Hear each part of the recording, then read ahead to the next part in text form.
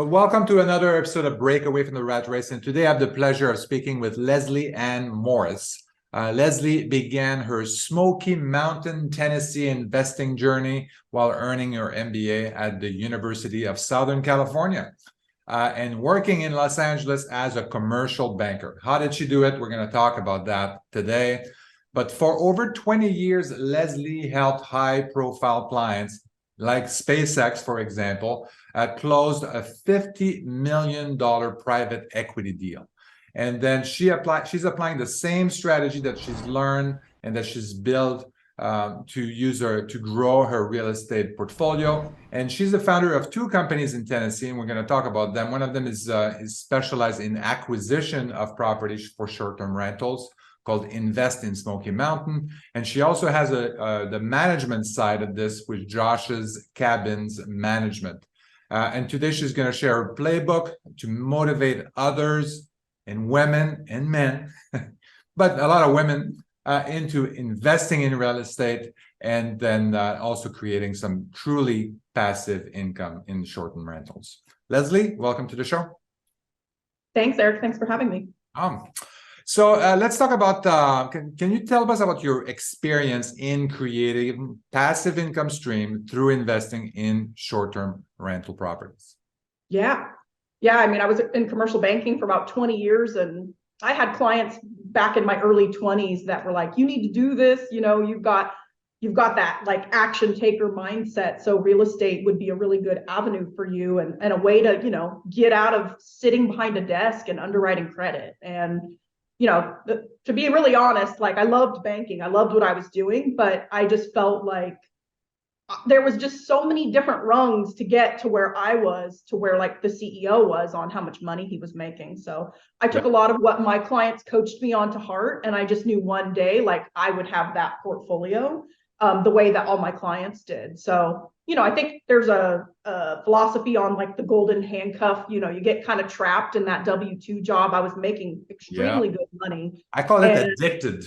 You're going to get addicted to that. Yeah. And you're like, I want this title and I really want, I want to build out a sales team. And I had all these like lofty goals. So I kind of hit like the lofty goal.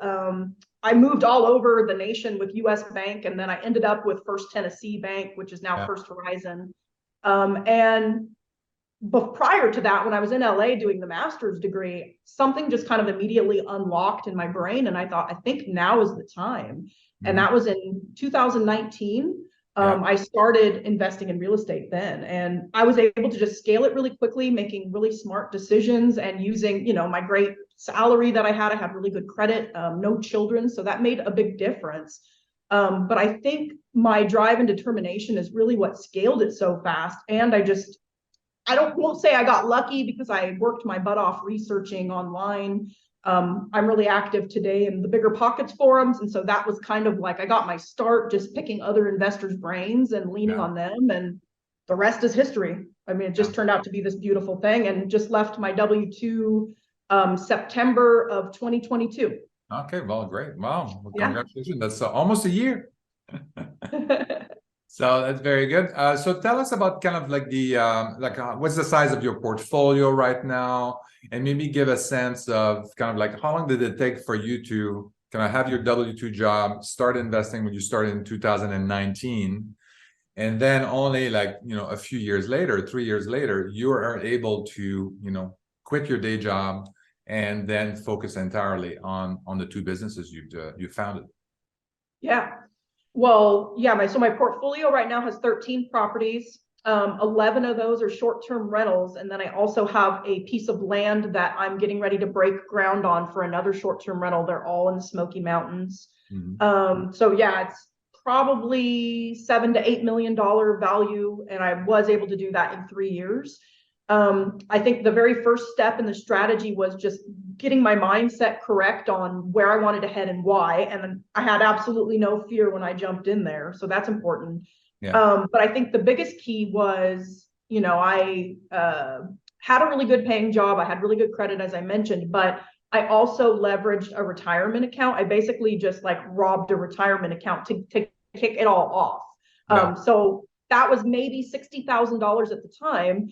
And 3 years ago in the Smoky Mountains, you could get a cabin and put 10% down. So I was able to buy 2 properties right away with just those funds. Yeah. So that made a big difference. And then the second step was, as soon as I did that, there was like a lot of different things that kind of pinnacled at the same time, if you will. And I ended up leaving California with that, again, that same mindset to go out and build wealth for myself.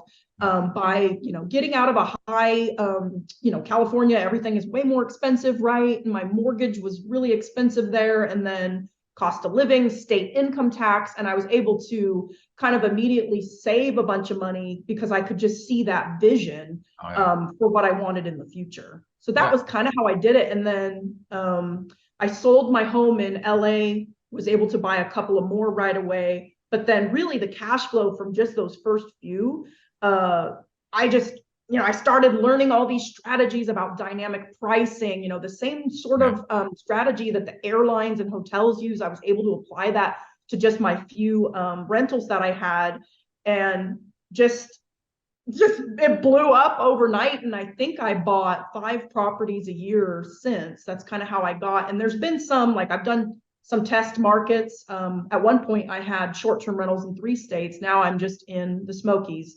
And so I was able to like 1031 during like a high, I was able to make like $100,000 off of a couple in just 10, 11 months. So I think the real estate game is so fun. And whenever you get started, even if it's now, it's a very different dynamic now, which I'm happy to talk about. It'll look very different in the future, and the goals kind of shift and change. And as long as you kind of have that strategy of where you want to head at the end, the sky is really the limit with it. Yeah. Can you kind of like highlight how and differentiate, the short-term rental business versus like a longer-term rental?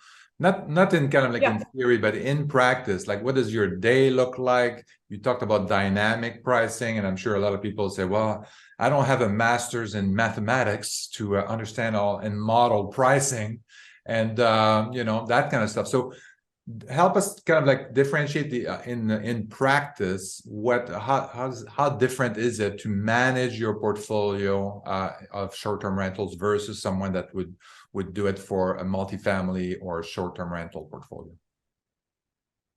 It's really different. So with a long-term rental, you can get a property manager for 10%. So most people go that route. It's, that's really easy to not have to worry about. But even if you self-manage those, you just, get a tenant in there, hopefully you do your diligence, some sort of like background checking, and you pull their credit, you get them in there, you kind of, in a sense, set it and forget it for 12 months or whatever your lease term is.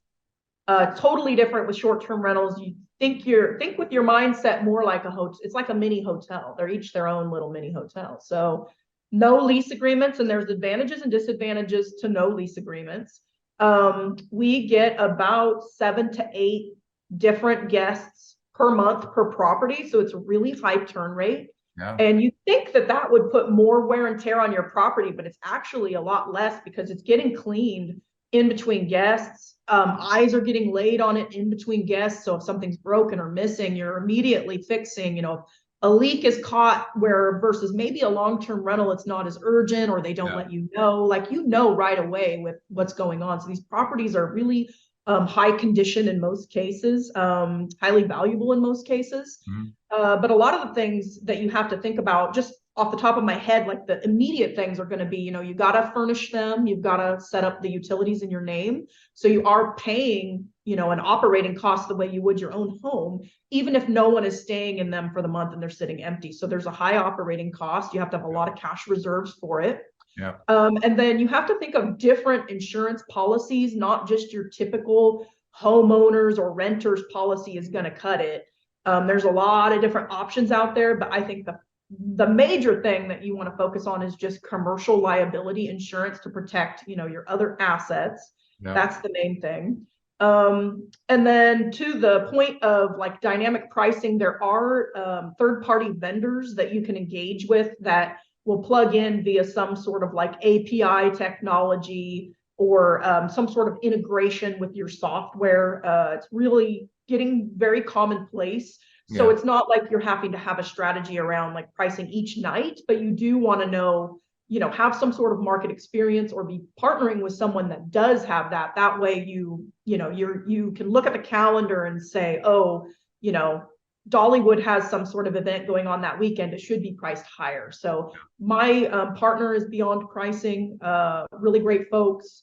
They have a tool that we have fully integrated. And then, based on the size of your portfolio, they can assign you somebody that's like a revenue manager within the company to really help you partner with that. But I've just learned, over the years. And then there's, strategies too around if it's booking too quickly, people are booking out way in advance, like a year in advance, then you probably don't have your prices high enough. So there's a lot, we could talk about that for days, honestly. Yeah, exactly. Right. I mean, so there's a bigger marketing component to that, and managing, kind of really more managing your property, figuring out the best rate, and kind of balance the rates with the occupancy. And there are some tools out there that can help you do that.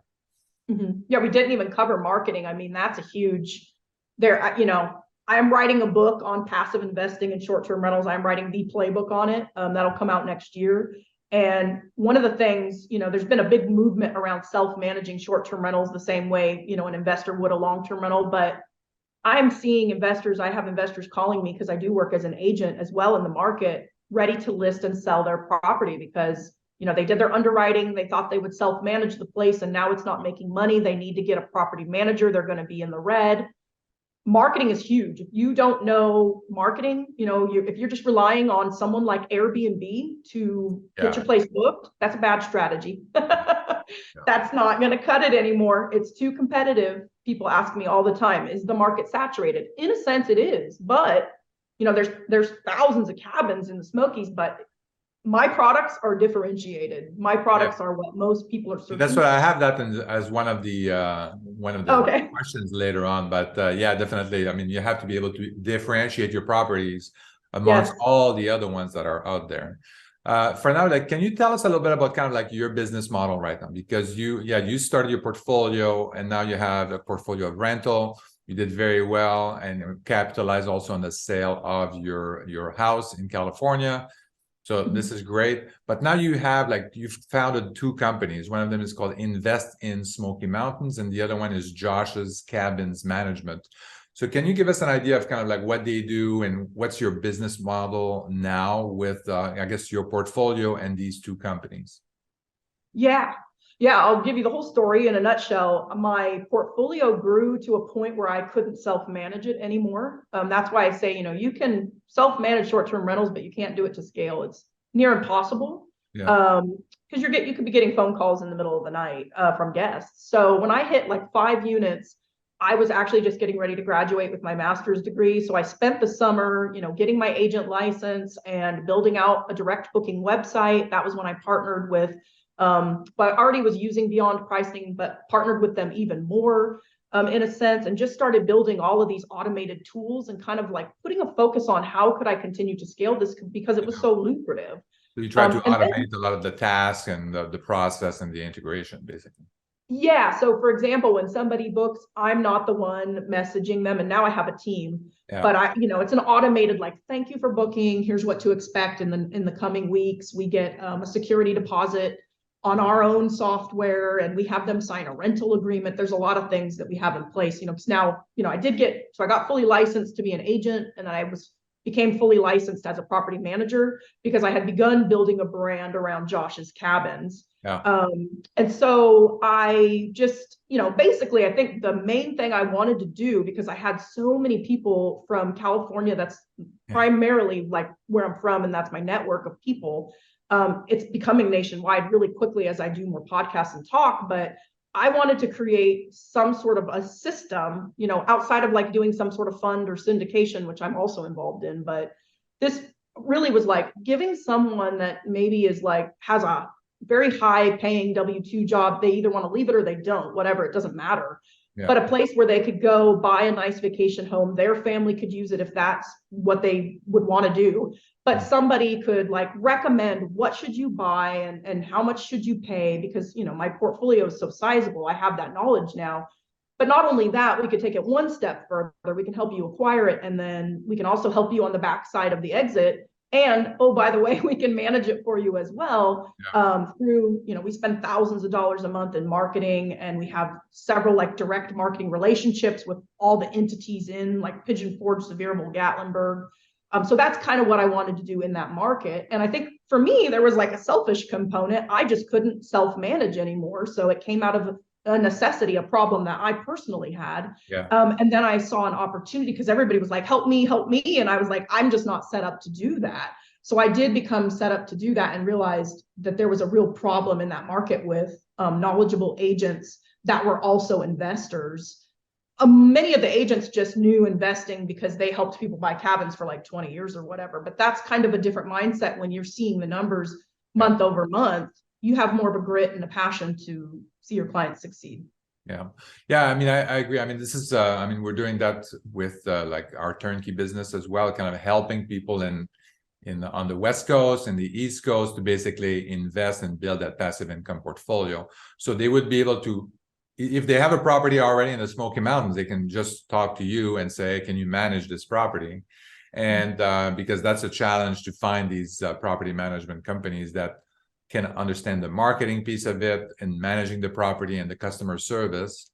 But you can also help them, sounds like, find property and manage everything. And that's done, I guess, with the invest in the Smoky Mountain. Yes. Okay. That's Yep. great. So there's four of us in that company now. It's scaling very quickly. And so, yeah, I'm just typically how I handle that is I'll do, a 1 hour or less call with someone who has interest in the market free of charge, and just kind of talk through what are their investing goals and how could this market support them? Is it the right market? Yeah. And then after that initial call, they really need to be talking with a lender as step 2 to get pre-approved. And I have tons of lender contacts. Most of them don't pay me referrals. They just do my deals.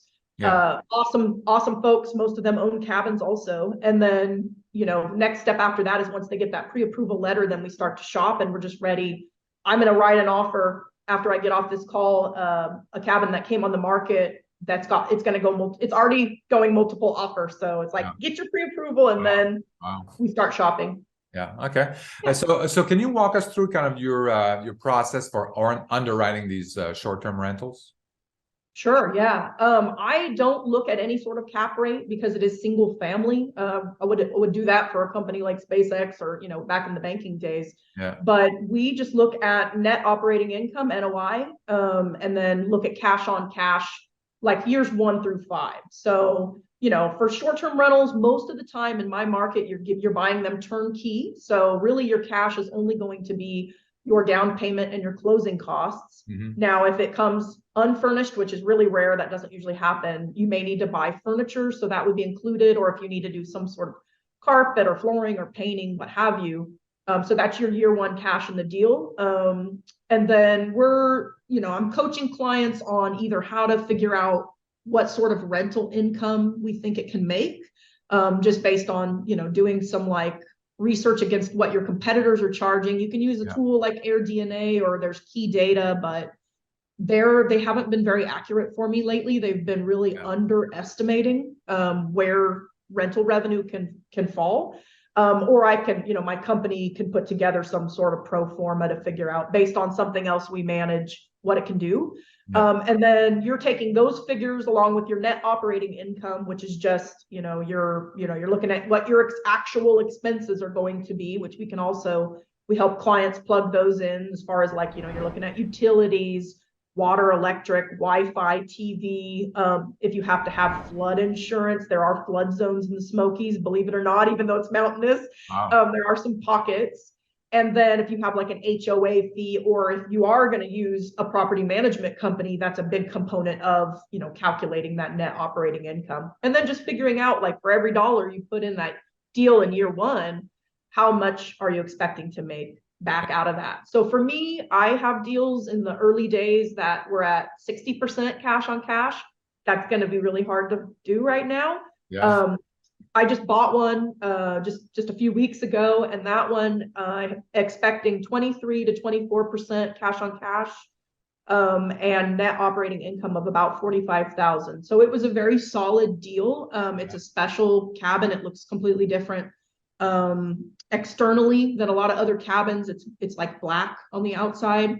And then we've done some special branding around, marketing and stuff for that cabin. Yeah. So how's the market? I mean, I've heard a lot about I forget what it's called. There was something about Airbnb or something like that, where it was, there were a lot of Airbnb operators were really struggling. So how has the market affected, the Smoky Mountain area? I think you're talking about Airbnb bust. That's it. That's it. I was like, what is that called? Clickbait. I don't read that stuff. But I know the gist of it was talking about like apartments coming, and also there was a big hiccup. It's been, I think it was like 2020, mid 2022, where Airbnb launched out their $10 billion update or whatever, and it really messed up a lot of people that had high search. So, they have an algorithm. I actually was in a closed session with some of the heads from Airbnb at the Vacation Rental Management Conference this past October in Vegas, and they gave like some benchmarks for how to boost yourself in the algorithm, which I have a blog post I've written on Bigger Pockets. They actually took away my phone. I was trying to video while I was there. But so there are like some really clear strategies you have to do. But as far as like market goes, the Smokies have been incredibly well visited in the pandemic. We had like a little blip where we lost some bookings, but then those dates were quickly replaced by people realizing this golden opportunity of, virtual work.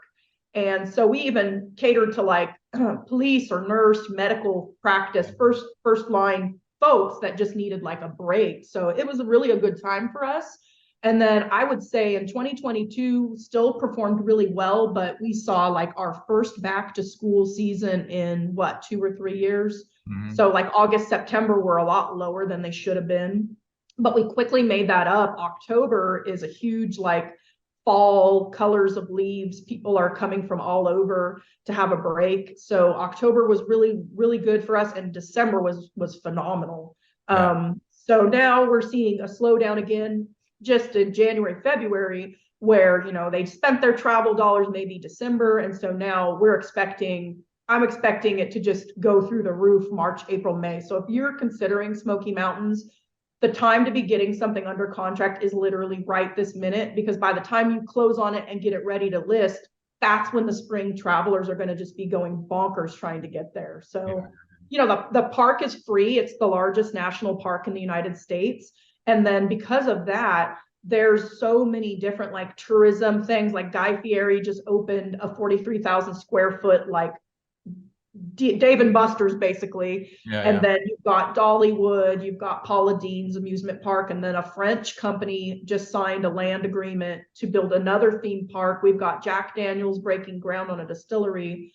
Wow. There's little pockets too where I hold cabins where I know the tourism is going to grow too. So if clients are willing to not make as much cash on cash, but get something at a lower price per square foot, I know the markets for that. So I'm a nerd though. I'm really into like the cabins, and I traveled all over the world in my past life. So it's a fun asset class in real estate investing. Oh, great. But I think you have to really like it and enjoy and really understand what your customers are looking for. Like you mentioned earlier, I mean, you're in the tourism business. You're running a small hotel basically, so you want to make sure that you're in the right location, that you know what's going on in your area, and you can actually attract your customers to your properties. So. Can you kind of also talk about, I know it was not really a question, more like a statement, but can you come up with or tell us more about some like creative solutions that you have implemented to kind of help your properties kind of like show up a little bit better or have a better performance than some of your competitors? Or also, even if you have like a down market or a kind of like a tough market, you mentioned like September and October last year were a little bit lower than expected. Like, did you do anything special? What are some of the creative solutions to help you improve your marketing, maximize occupancy and the rates? Yeah. Yeah, three things. We run a discount promotion, and then we have a direct mailing list. So we're constantly grabbing, you're not able to do this if you're self-managing and you're just on Airbnb. Airbnb doesn't give you the email addresses. Yeah. You don't get any of that data. You don't own the client. So I quickly learned in the beginning that I needed to have a direct booking site and a property management software where I could be gathering that data. So now we've got, thousands of guests on lists. And so we get a lot of direct bookings as a result. We do a lot of Google advertising. The Google advertising will link back to my direct site, not Airbnb. That's great. And it will provide them with some sort of, 10 or 15% discount code.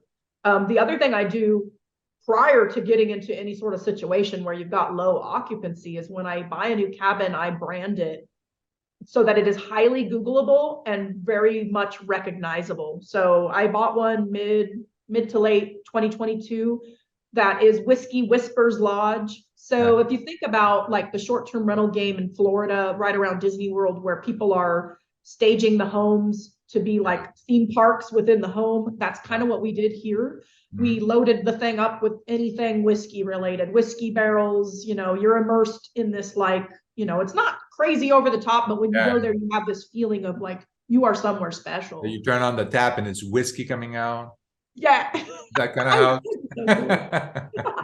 Yeah, I would just warm whiskey. I'm not getting podcasts done if there was whiskey coming out of the tap. Come on.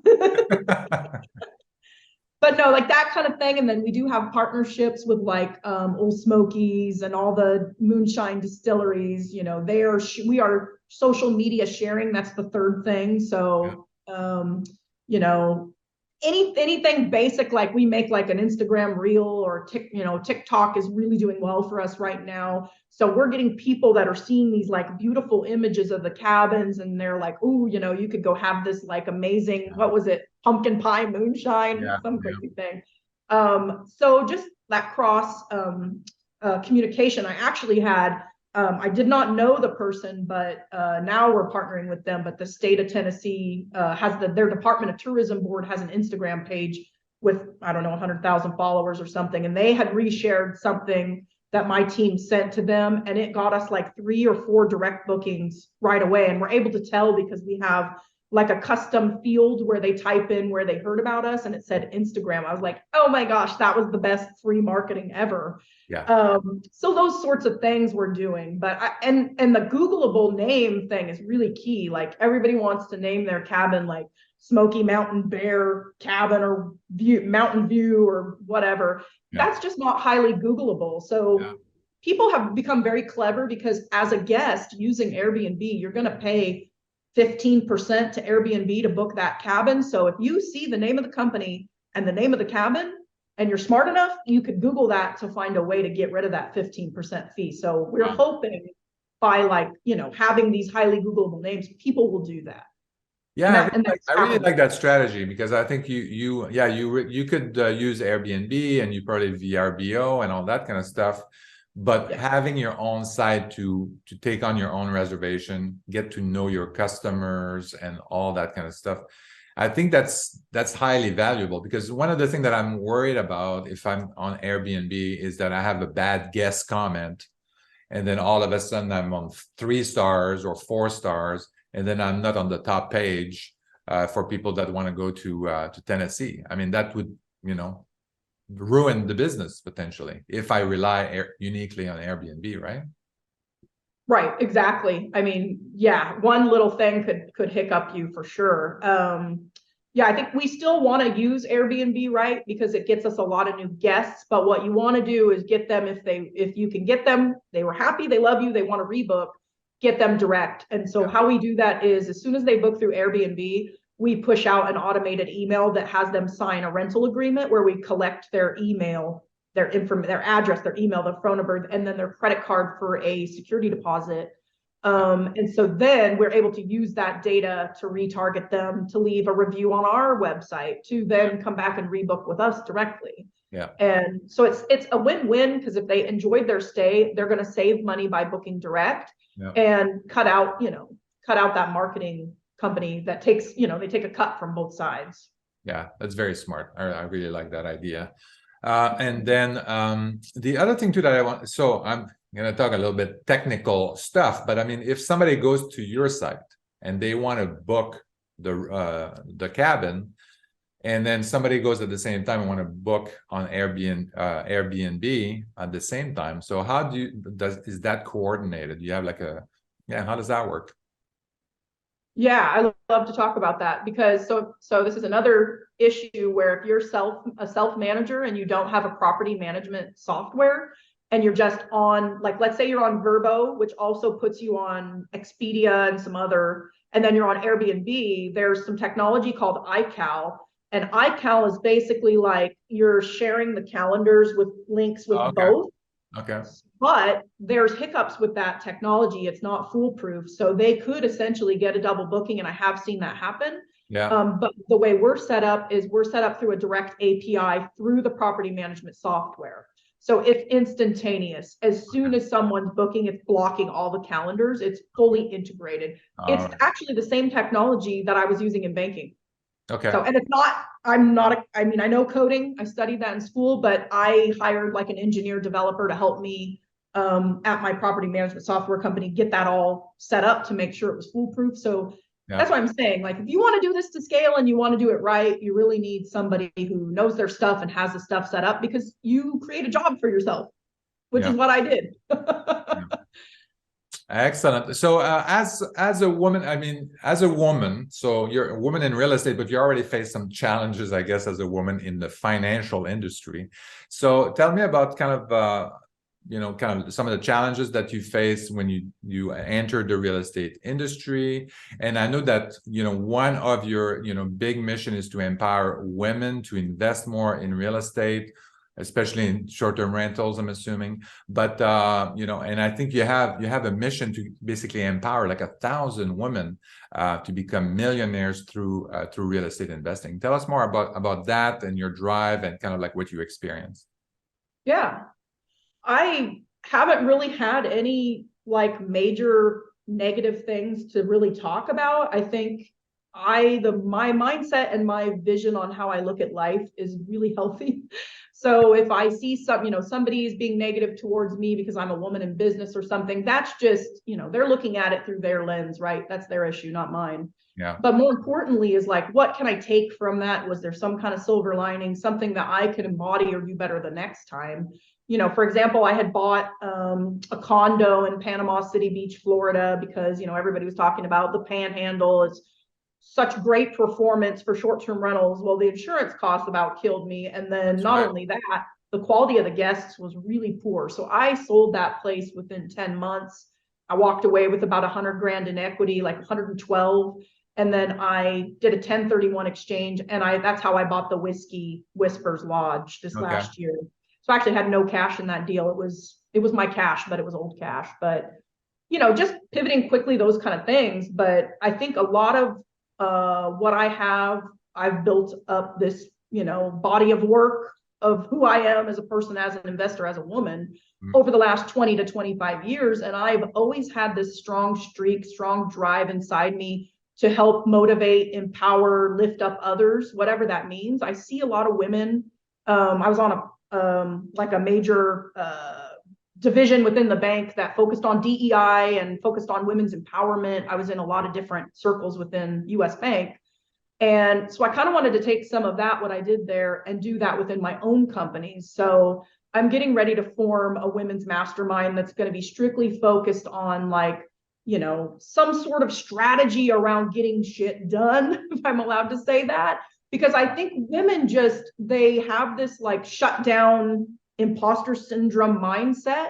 And I hate to see that, because most women are amazing and they tend to have these crazy, awesome dream visions for their life, but then there's no goal-oriented, actionable items that create follow-through. So I'm creating a group that's gonna just break barriers and create what I'm doing for at least 1,000 other women. That's the goal. Yeah.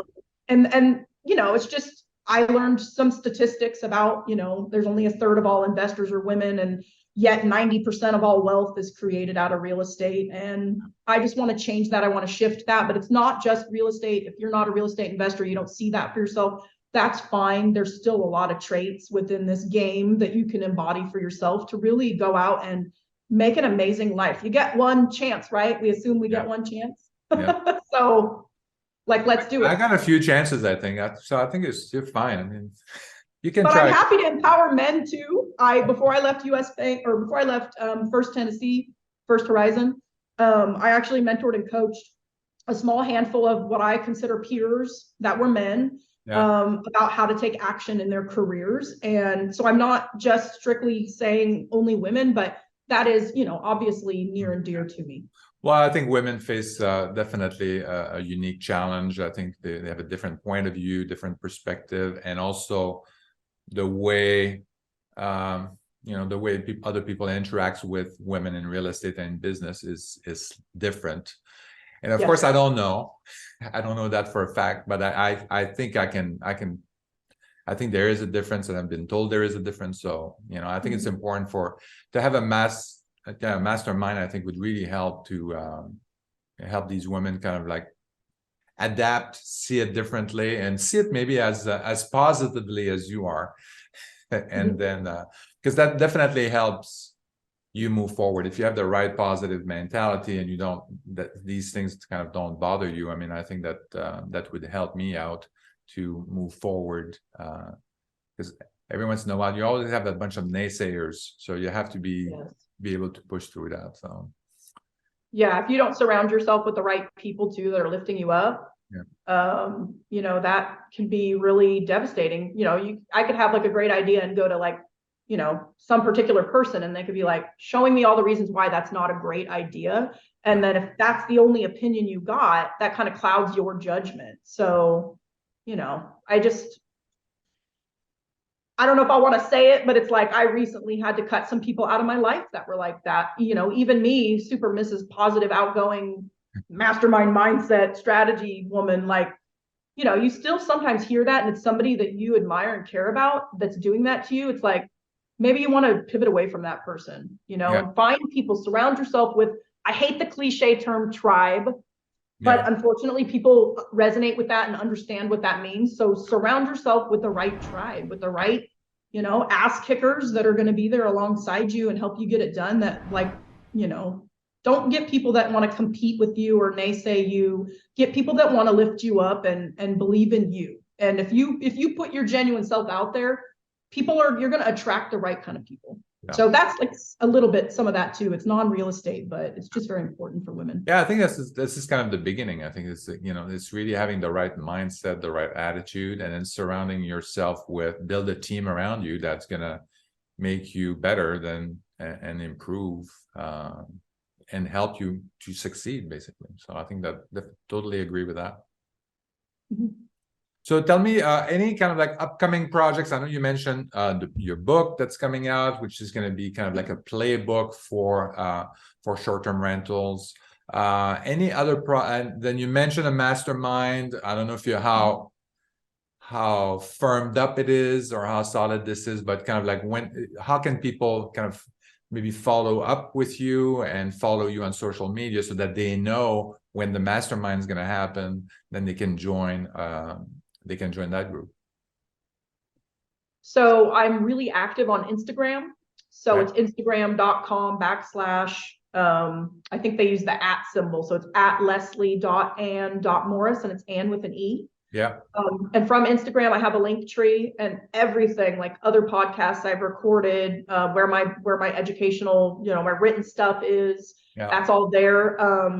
I have the passive investing playbook. It's the playbook for short-term rentals, how I think it should be done to scale, how I've had success. That'll probably be coming out mid 23. And then there is another book. It's called Hospitable Hosts. A phenomenal woman by the name of Jody Sterling. She brought together about 40 different hosts that are all over the world, tons of different countries involved. And I have a chapter in that book, and it's going to tell the story. It's going to tell the story of why is my woman-owned business called Josh's Cabins. You got to buy the book. Who's Josh? You got to buy the book. But that will launch in March. There is a short-term rental. It's called STR Wealth. It's a conference in Nashville in March where we will kick off and launch the book, and you can get a copy. But I'll be counting all this down on my website. And then, of course, the mastermind, that is going to be put together very quickly. I'm in planning stages with my team right now. And so we are just getting ready to add a link for interest. And so that will be in the link tree too. And there's just so many crazy things that I'm getting ready to do this year. Netflix may or may not be, their ears may be burning right now. I'm not sure, but it's a really exciting time, and I'm just having so much fun doing it. Yeah, that's great. No, thank you. And I wish you all the best for, helping and empowering at least 1,000 women to become millionaires in the real estate. So I'll definitely put the links in the show notes for Instagram and your personal website. Leslie, it was a pleasure. Thank you so much, Eric. I really appreciate you. Thank you for listening to Break Away from the Rat Race with your host, Eric Martel. If you want to share your story and experience with our listeners, please message us on Facebook at Break Away from the Rat Race. Also, please subscribe to our YouTube channel and our podcast on iTunes.